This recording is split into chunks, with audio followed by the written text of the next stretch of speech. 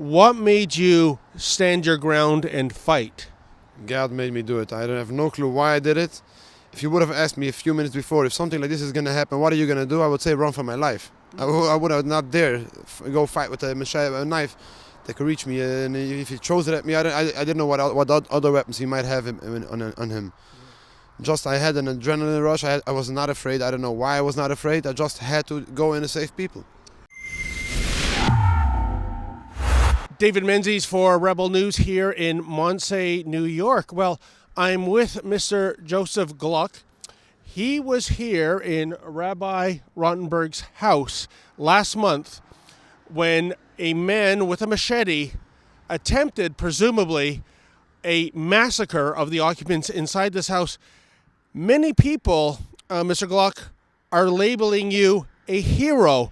Can you take us back to the events of that night in December in terms of what happened?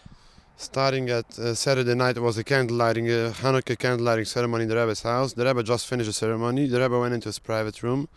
The plan was 2 minutes later to go into the synagogue for a meal next door. And I was sitting there still in the room. A guy came in with a big knife. Now I know it was a machete. It looked much bigger than a machete even. Wow. Sorry. And he started hitting people right and left. I ran out through a side door to the kitchen that goes out to the back porch. I tried to grab a few people around me. Wherever I picked up a small child. We ran out. Everybody ran out through the back porch. I ran around the building to the back to the front door. I came in. I walked in. I tried to save some more lives. Tried to save whoever didn't go out, who wasn't able to go out the first time from the back. I should try to be able to grab them out from the front. And I saw the guy was in the kitchen, so I asked Mr. Newman, the elder guy who was critically injured. Yes. I begged him to come out. He said, I can't, I'm injured, call the ambulance, call Atzala. That's a local Jewish ambulance volunteers. And he said, I can't, I'm sorry, no, I can't, I'm bleeding, call an ambulance. I said, at least go under the table. He said, I can't. And the guy started coming back from the kitchen with his knife towards me. I ran out the front door. And then I thought he's going to come after me, so he's going to leave the old guy alone. Unfortunately, he went back to me, hit him again. I came back, I ran back through the door. I grabbed the coffee table, a marble-top coffee table that was lying on the floor, smashed it in his face. He came after me. He came out. Then that's when he started to come after me. I held the door open. He should come out of the house. Then he started walking towards the synagogue. He walked past the synagogue. He saw that both doors were. He stopped by the doors. He saw that it was closed. He walked into his car. He walked down to his car down the next road. I followed him to his car, took his plate number, and reported it to the police. You know, it's a fascinating story, Mr. Gluck. The assailant had a machete, or as you describe it, a very large knife. You had basically furniture, and you were putting up a fight. I mean, I think a lot of people in a situation like that would have run away just to save their own skin. You're out-weaponized, to say the least. What made you stand your ground and fight? God made me do it. I don't have no clue why I did it. If you would have asked me a few minutes before, if something like this is going to happen, what are you going to do? I would say run for my life. I would have not dare go fight with a machete, a knife that could reach me. And if he throws it at me, I didn't know what other weapons he might have on him.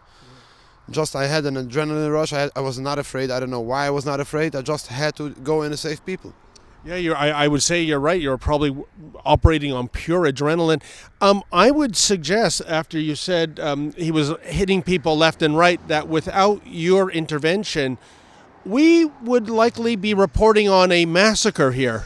I came back after the police, after I gave the plate number to the police. I walked around here. I went into the synagogue. There were two injured people in the synagogue. They ran to the synagogue.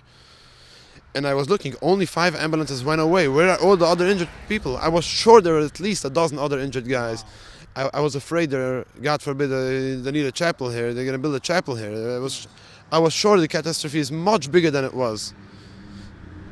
Well, thank goodness that it wasn't. You did mention Mr. Newman's name. I understand he's still in hospital, and the prognosis doesn't look so good right now, does it? No, not at all. He's still in a coma. I was there. I visited him on Thursday. I was by his bedside.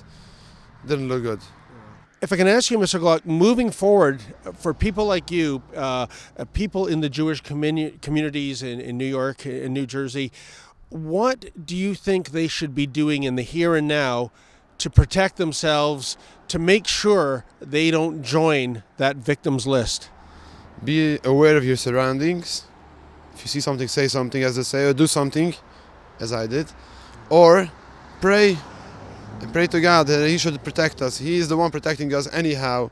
Even with all the protection we have around there, we very much appreciate the police force and all the protection that the government and all the agencies provide. But we are still in God's hands, and whatever God wants. For example, I would have thought a public place is a dangerous place, a private home. Nobody would have thought that you need protection in a private home. Why should everybody should have an armed guard in front of his house? It's not going to work either way. So we're anyhow in God's hands. We have to pray. He should keep His right hand upon us and protect us.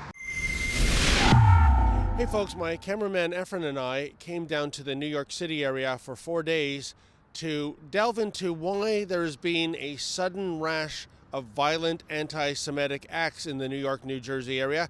If you want to see those reports, please go to rebelinvestigates.com. And if you're able to, please chip in $1 or $3 for our expenses. We travel very modestly. We're not part of Justin Trudeau's media state-sponsored stenographers that get government handouts. So if you can indeed make a contribution, we would greatly appreciate it.